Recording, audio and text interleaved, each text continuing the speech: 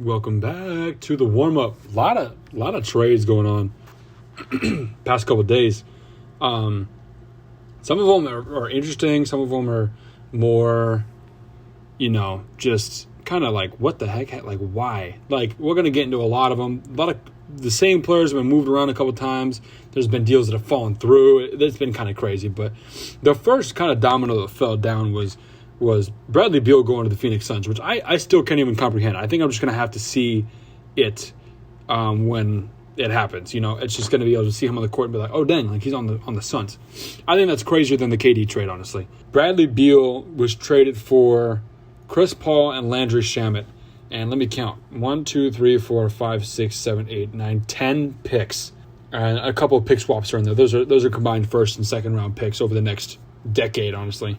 Until 2030. So, basically, Chris Paul, Landry Shamet for Brad Beal. I think the Wizards, I don't know. I mean, you let Brad Beal walk and get nothing, or you get Chris Paul. And we'll get into that in a second. So, this trade by itself helped a couple of other trades happen in terms of moving pieces and stuff like that. But on paper, this is a pretty trade. You get Chris Paul, you get Landry Shamet. The Wizards desperately needed to rebuild. But they didn't get any pieces back to any direct pieces. They ended up getting the number 7 pick and drafted Bilal Coulibaly, who was Wembanyama's teammate in France at number 7 pick from the Pacers. So there's a bunch of stuff that happened there. But Brad Beal for Chris Paul, really interesting thing. That leaves the Suns with no point guard, and that leaves the Wizards with no real talent, honestly. It was really, really interesting. And the next one was the Wizards also making some moves. And this made a little bit more sense. The Boston Celtics ended up getting Kristaps Porzingis and Marcus Sasser, who was drafted in the first round of this draft. The Memphis Grizzlies got Marcus Smart, and the Wizards got Tyus Jones and Gallinari and Mike Muscala. So, pretty interesting. I think the Celtics, that's another one that I have to I can't comprehend it right now. The Celtics getting Porzingis was really interesting because the Celtics, I look at them as a very purist kind of organization. We've got our guys, we really go up. They haven't really done a lot of trades. Porzingis is kind of just an interesting piece. He's not super healthy all the time, but when he is, he's really good. And so I don't know if they're going to run him at the 5. Maybe this is a ploy to kind of get Al Horford some rest a little bit and play Rob Will some more minutes. But very interesting for me personally.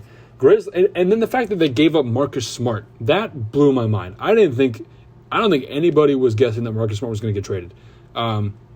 Marcus Smart is a Boston Celtic. He through and through. So I think it was astounding that he got traded to Memphis. Very good player. I think I'll make another video based off of how I think Marcus Smart will work with the Grizzlies, but as of right now, I don't know, man. Very interesting trade. And then the Wizards get Tyus Jones and older white guys who can shoot. So, I don't know. I don't know how to deal with that.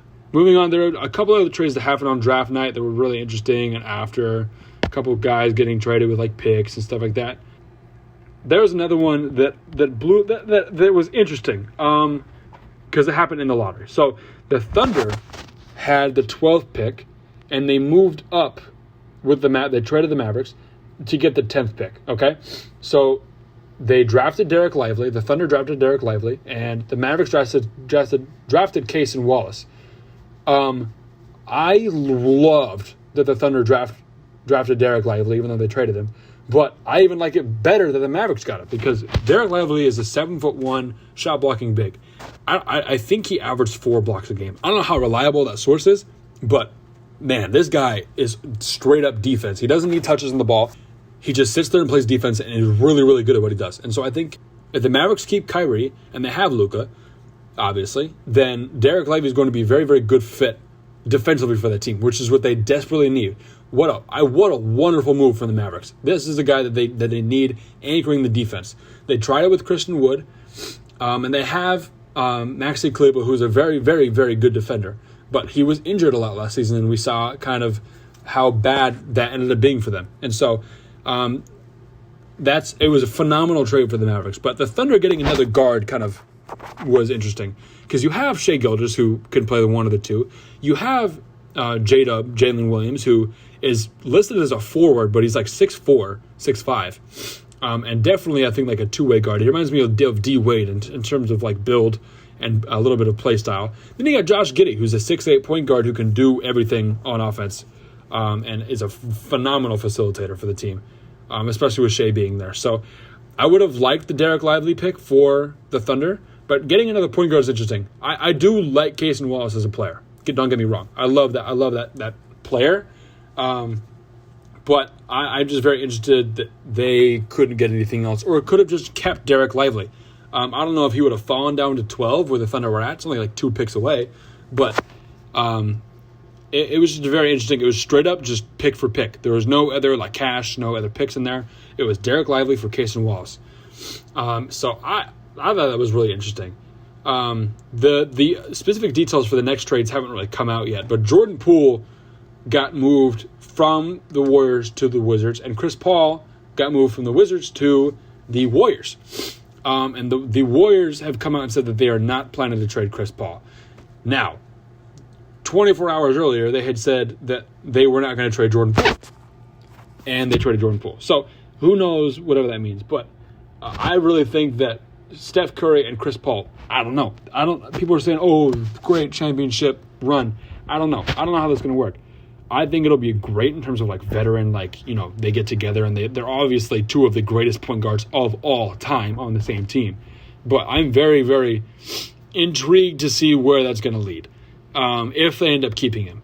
Jordan Poole in the Wizards, I think, is probably one of the best players you could have gotten back for Brad Beal, because in the grand scope of things, with the pieces that moved around, it was Brad Beal for Jordan Poole, and I like that. You give guys like Kuzma some more shots. You give Jordan Poole some more shots, and you get a good system. I don't think that's a bad team. I don't know, honestly, half the players in the Wizards. I'm going to keep it real with you, but like we're going to be we're going to have to watch and just see. I don't think they're going to make any noise, but I really like that for the Wizards. I think they did a pretty good job at getting something back for Brad Beal. And yeah, John Collins was just traded an hour ago to the Jazz for Rudy Gay and a future second-round pick.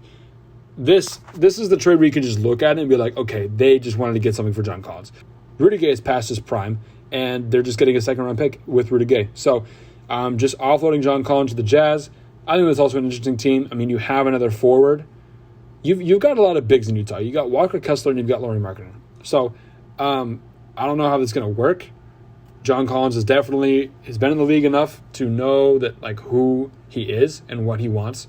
And I don't know, he kind of showed some arrogance in Atlanta, so we're going to see if he is going to fit well in Utah with what they're doing, because they seem like they have a really good system. I was listening to a podcast that had the Jazz head coach, and he was sounded like he was a really legit guy. So I think the Jazz have a good shot at not making the playoffs, but I think they're taking their time rebuilding and they know what they want. So I'm very excited about this. There haven't been a lot of like random, like, whoa, my gosh, what the heck kind of trades. There haven't been any like massive blockbuster ones so far. But there have been some really, really interesting ones that definitely going to change up like potential playoff seedings and stuff like that for some teams. And so the draft was really well. The draft went super well. Teams got what they wanted, and it's good. I'm just excited to see how these new players are going to be able to make a difference in the league. Victor's coming into the league. I think he's probably going to be an all-star. I'm going to keep it honest. I think he's going to be an all-star in his rookie year. He's amazing. Scoot Henderson's really good. I've been really impressed with the Thompson twins. I think there's a lot of talent there for both of them. They both bring separate things, but I put a video up on YouTube that talked a lot about the difference between the two and why they are the sleepers. So go check it out on YouTube, the warm-up on YouTube. Other than that, we're going to keep seeing if what trades are going on. The draft is done, and it's pretty much just up to free agency and trades. So, we will keep updating you on that.